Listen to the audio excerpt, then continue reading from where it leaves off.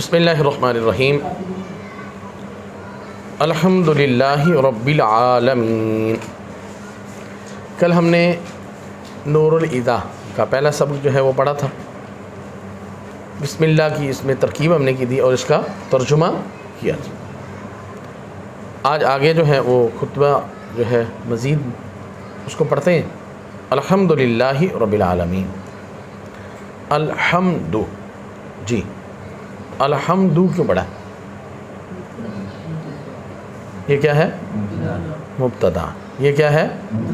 مبتدا ہے۔ اور اس کو رفع کس نے دیا؟ الحمد آپ نے پڑھا ہے، یہ مبتدا ہے، مبتدا کو رفع کس نے دیا؟ ابتدا نے۔ یعنی سب سے پہلے جو ہے ہم دیکھیں گے اس کا عامل کون سا ہے، عامل لفظی ہے یا عامل معنوی ہے۔ عامل لفظی تو یہاں پہ موجود ہے نہیں ہے۔ عامل لفظی کتنے ہیں؟ کتنے ہیں؟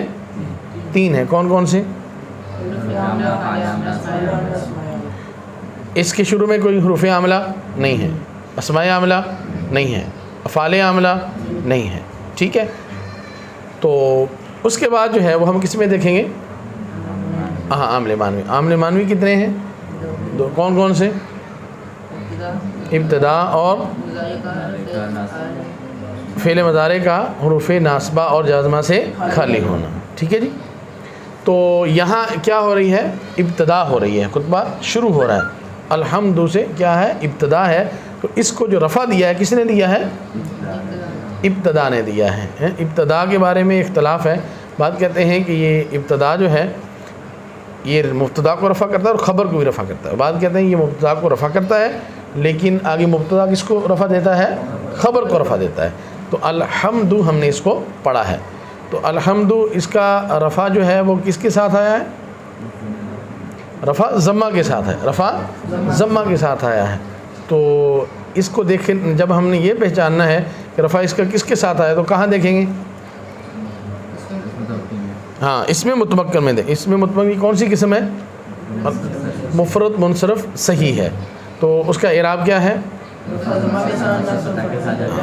ضمہ کے ساتھ، نصب فتح کے ساتھ اور جر کسرہ کے ساتھ جو ہے وہ آتی ہے۔ اور اس کا رفع کس کے ساتھ آیا ہے؟ ضمہ کے ساتھ آیا ہے۔ اگلا اس پہ سوال یہ ہوگا کہ الحمدن کیوں نہیں پڑھا؟ دو کیوں پڑھا؟ شروع میں کیا آ گیا ہے؟ الف لام آ گیا ہے، اس لیے تنوین ہے۔ جس کے شروع میں الف لام آ جائے اس کے آخر میں تنوین ہے نہیں آتی۔ تو الحمد جو ہے یہ کیا بنے گا؟ مبتدا بنے گا۔ الحمدللہ، جی یہاں کون سا قاعدہ آپ نے پڑھا تھا؟ ہاں، پہلا معرفہ ہو اور اس کے بعد کیا آ جائے؟ جار مجرور آ جائے اور اس کا متعلق ظاہر نہ ہو، یعنی اس کا متعلق جو ہے وہ ظاہر نہ ہو، چھپا ہوا ہو، تو پھر ہم کیا کریں گے؟ جار مجرور کو اس کے یعنی وہاں سے جو محذوف نکالیں گے، ثابتن یا کوئی بھی، تو نکال کر جو ہے وہ اس کے متعلق کر کے شبہ جملہ بنا کر اس کی کیا بنا دیں گے؟ خبر بنا دیں گے۔ اس کی کیا بنائیں گے؟ خبر۔ لیکن ہم آگے چلیں گے۔ الحمدللہ، للہ کیوں بڑا؟ لام جارہ ہے، اس کے پیچھے کیا ہے؟ لام جارہ ہے اور کیا عمل کرتا ہے؟ حرف جارہ اس پہ داخل ہو گئے، اس کے آخر کو کیا دیتے ہیں؟ جر دیتے ہیں۔ رب العالمین، جی رب العالمین، کیا اس پہ اعراب پڑھیں گے؟ رب العالمین۔ تو ربی کیوں پڑھا؟ ربا بھی پڑھ سکتے تھے، ربو بھی پڑھ سکتے، ربی کیوں پڑھا؟ جی غور سے دیکھیں نا، یہ غور کریں پہلا اور دوسرے کے ساتھ کیا تعلق ہے۔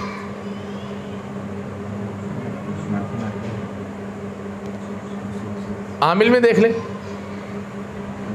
عامل میں دیکھ لیں، رب کا عامل حروف عاملہ میں ہے، لفظ اللہ ہے نا، حروف عاملہ میں ہے، حروف تو ہے، ظاہر ہے جب حروف پیچھے اسم ہے تو حروف عاملہ میں ملے گا ہی نہیں آپ کو، ٹھیک ہے۔ اس کے بعد اسماء عاملہ میں بھی نہیں ہے، اور اس کے بعد افعال عاملہ میں بھی نہیں ہے، اور یہ توابع میں ہے۔ توابع میں بتائیے کون سے؟ نہیں، یہ صفت ہے۔ مضاف کا پہلا قانون میں نے پڑھایا تھا کہ پہلا معرفہ ہو اور دوسرا کیا ہو، پہلا ناکرہ ہو دوسرا کیا ہو معرفہ ہو، تو یہ مضاف مضاف الیہ، یہ تو پہلا معرفہ ہے، یہ پہلا کیا ہے معرفہ ہے، پہلا ناکرہ ہو اور دوسرا کیا ہو معرفہ ہو، پھر مضاف مضاف الیہ بنتے ہیں۔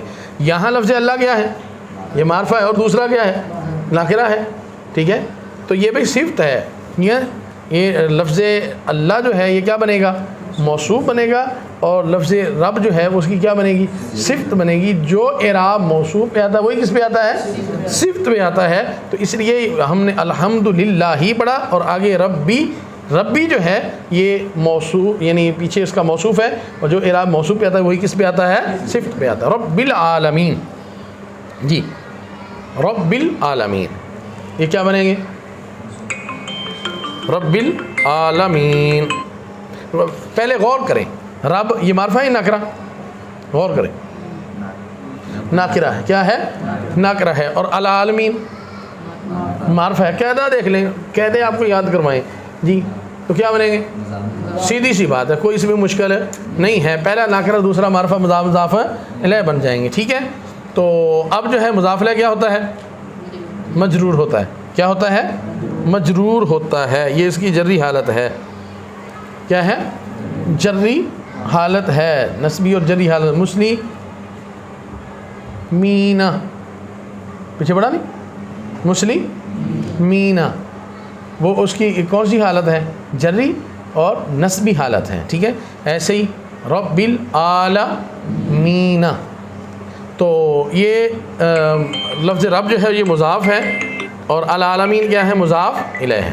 اب اس کی ہم ترکیب کرتے ہیں، رب جو ہے وہ مضاف، العالمین مضاف الیہ، مضاف اور مضاف الیہ سے مل کر یہ کیا بنے گا لفظ اللہ موصوف کی صفت، موصوف اپنی صفت سے مل کر لام جار کا مجرور، لام جار اپنے مجرور سے مل کر کیا بنے گا نہیں ثابت اسم فاعل کے متعلق، ثابت اسم فاعل اس کے اندر ہوا ضمیر اس کا فاعل، اور متعلق سے مل کر شبہ جملہ ہو کر الحمد مبتدا کی خبر، مبتدا اپنی خبر سے مل کر جملہ اسمیہ خبریہ ہوا، جملہ اسمیہ خبریہ ہوا، تو یہ جملہ ہمارا کیا ہو گیا مکمل ہو گیا۔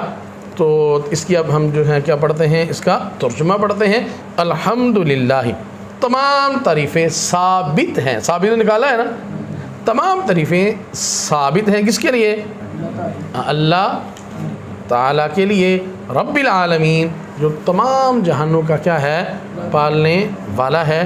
آج کا ہمارا یہ سبق ختم ہوا، انشاءاللہ کل کو اگلا جو ہے جملہ اس کی ترکیب بھی کریں گے، اور ساتھ ساتھ جو ہے اس کے جو ہے وہ قواعد بھی سمجھیں گے، اور ساتھ اس کا ترجمہ بھی کریں گے۔ اللہ تبارک تعالیٰ ہمیں دین متین جو ہے اس کو سمجھنے اور اس پہ عمل کرنے کی توفیق عطا